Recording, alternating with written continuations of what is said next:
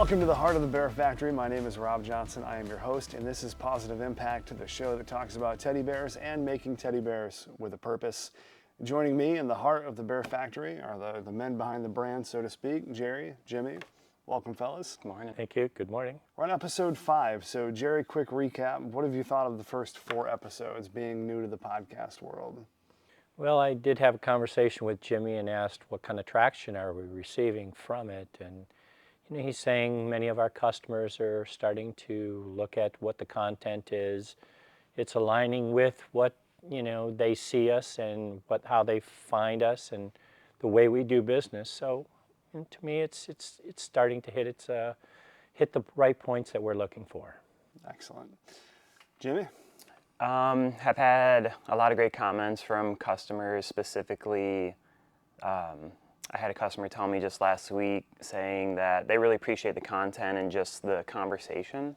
And if they were new to the Bear Factory, being able to jump on the podcast and just see that we're people, hardworking family, grinding out just like everybody else, it would help make that decision to want to work with us, because we're not just another big company that cares about pushing plush out the door. We genuinely care about the people that we work with, and we don't sell plush, but we sell relationships and building those relationships, and I think this does a really great job of showing that. Good. Well, I want to talk about that customer care on today's episode as we talk about safety. So I know parents, one of their top concerns for children are safety. They're thinking about, I'm going to buy this toy. It's going to be this, this robot or this action figure or this stuffed animal. And I know for me as a parent, when I had younger kids, when they were, 2, 3 years old, it was like, all right, is this safe? Looking at the back, looking at the labels. Even stuffed animals, like, is this eye gonna fall out? Like, is their stuffing gonna start pouring out of it, like, while they're sleeping? What does the Bear Factory do to take those measures to make sure that the products that they are putting all across the country and across the world are safe? I would say there's obvious safety standards that are required just for U.S. customs. So specifically, U.S. child safety is ASTM F961 safety certification, and then we also comply by European safety standard, which is EN71, and also the CE mark. Recently, in the last 2 years, the UK, with Brexit, they came out with their own UK mark as well. So the market's always changing, and different countries or different areas, they have their own safety regulations that they like to, keep up with because they care, and that's what's really important.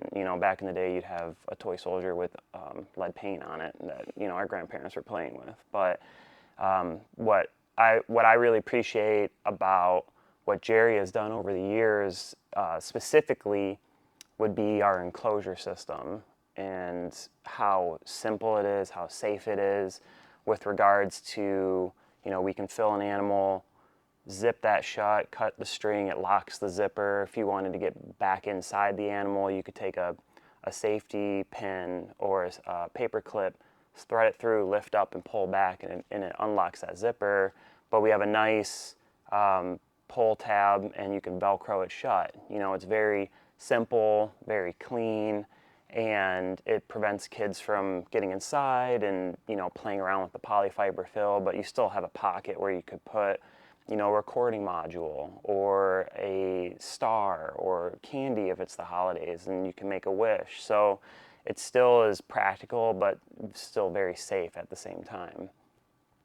And what's also important to note too is all of our supply chain specifically is all ISO 9001 quality control certified. So that was something that was really important, as well as all the locations that has hands on our product. They're abiding by very high quality standards that we are always pushing and we're always focused on. But those are yearly annual audits that they have to go through, and then every single production that we have, has to go through additional audits. So we have a lot of time and effort is focused on QC, which in turn, increases and always secures the safety of the product. And Jerry, how has the QC process evolved over the last 20, 25 years within the industry? It's been a great change. When I first got into the business about 24 years ago, there was very little structure in regard to the safety mechanism.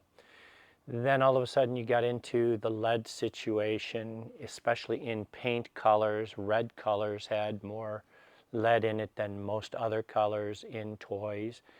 The United States government got involved in it in the toy safety division, and that's when they started coming out with these new toy manufacturer certifications. So each one of our animals has to have a tag on the butt tag of each animal, and it has a registration number, it has a date, it has the timing, it has all the pertinent data that we need, that if something ever did happen with the product, it can be traced back. As it's traced back, when this stuff comes into the country, the government looks at every single one of these. So when we get a container in, Jimmy has to file what they call certification paperwork. Every single product, let's say you had 12 different products in that, each one of those products have to have a new safety certification every single time it comes in. And they look at it, they require a filing on it. So the safety is very strict and very structured. And we follow it to a T just because we want to make sure. 24 years, we've never had one person ever make a claim against our company. Wow, that's quite the record. And as time has evolved and processes and procedures changed, I imagine that as you've distributed the products across America and into theme parks and things like that, the training that goes into these products and how people fill them and the enclosure mechanism, those processes all had to be built out. So what steps have you taken on the training side of the house to make sure that the people that are getting the empty animals and the stuffing machines are actually using them how they should? Yeah, we have smaller event, mobile event customers, all the way up to, large amusement parks, attractions. I actually just got back a week and a half ago, traveled out to the Calgary Zoo. We did a full retail installation, merchandise all their product for them to show them how it should be displayed in the fixtures to maximize their experience.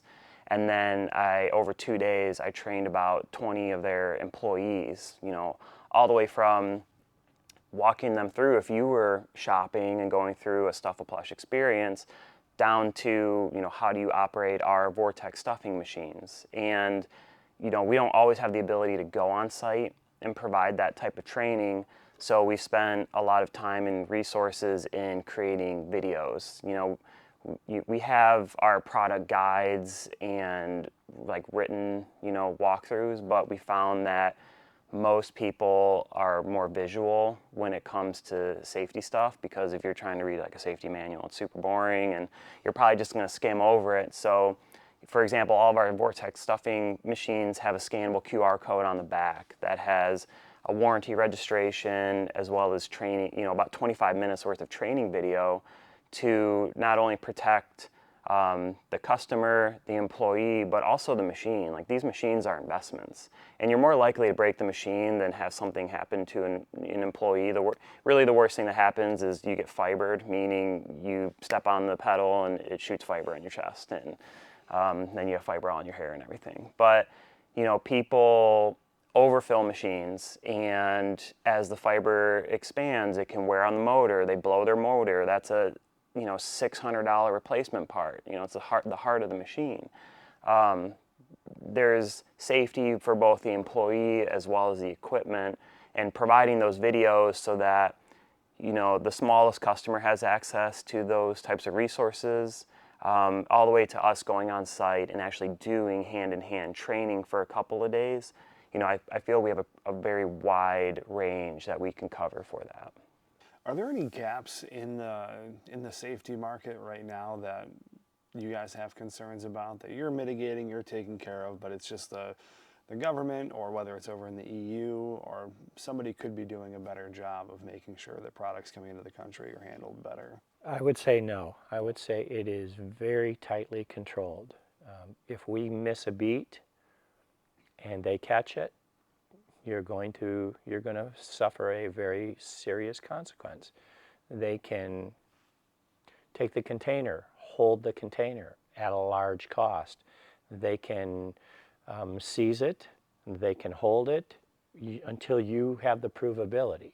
So that's why Jimmy has really stepped up and made sure with our certification process. Certification process is a very costly part of our business. When you look at annually, to the tunes of, $100,000 plus, just in certifications for products, and probably much more than that, on an annual basis.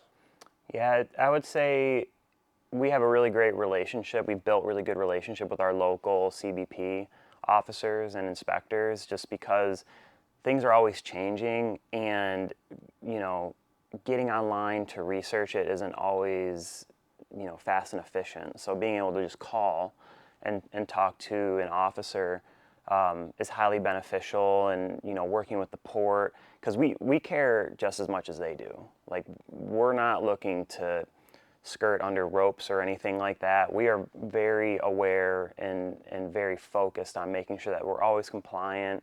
There's certain factories that you can work with for testing overseas, and then there's other ones that aren't certified by U.S. Customs. So those factories can change, so always making sure that you stay up to date, because we've had testing facilities that we've worked with for 2-3 years, and then all of a sudden they're not certified anymore. So we have to find a new one. They lose their certification. And as they lose that certification, we're not told, but then all of a sudden U.S. Customs, they'll let us know that this is not a certified product now. So then we have to go out and get it retested, and we can't even bring that product in and sell that product until that retesting is done and the paperwork is submitted.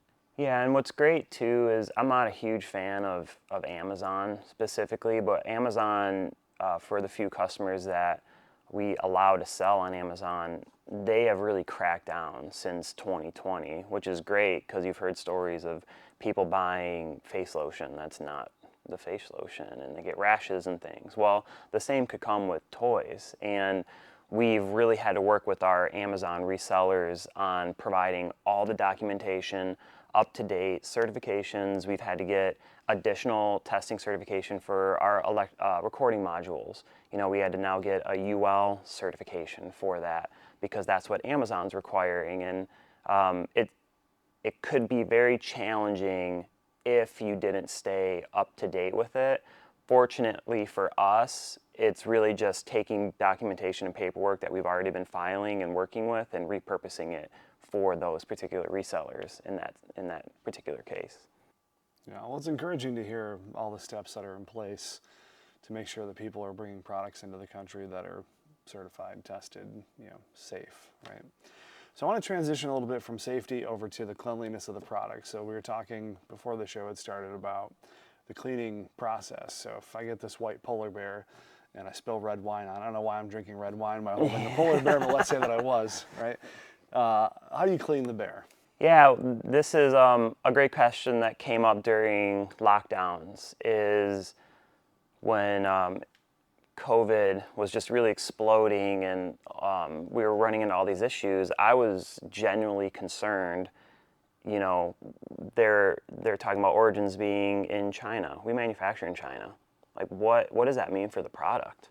And doing research on, does bacteria stay on polyester? What is that time span? So we did all this research, and fortunately, we're in the clear. We have sterile facilities, but we had very concerned parents that, this product was sitting on a shelf. How many kids pick that up? It goes above and beyond what you would usually think of as a owner or an operator of a business, but we're used to working with hospitals. We have some of these products go into the pediatric units for kids that are really struggling with fatal diagnosis. And so this is something we've been dealing with for a really long time. So we have very strict policies in place with regards to, once the product leaves the door, it's a final sale. We don't take it back. We have no idea once this product's been shipped and the case has been opened up what somebody's done to it, and we're not willing to take on that liability to bring it back and have to do something with it. So, we have closed case regulations that are going to certain customers and things like that. Just it's less hands touching the product. But specifically on the user end, during lockdown, a lot of customers were asking, well, I have my moms that want to wash the product, and like, what do you recommend? You have these crunchy moms that we're probably a crunchy family, but we don't want fragrances on our products. We don't want fragrances on our laundry. We don't want fragrances on our kids' toys. What options do they have? So we actually partnered up with a local business called Joshua Tree Skincare. Super great group of guys. They've been around for years, and talked to them about their hippie soap.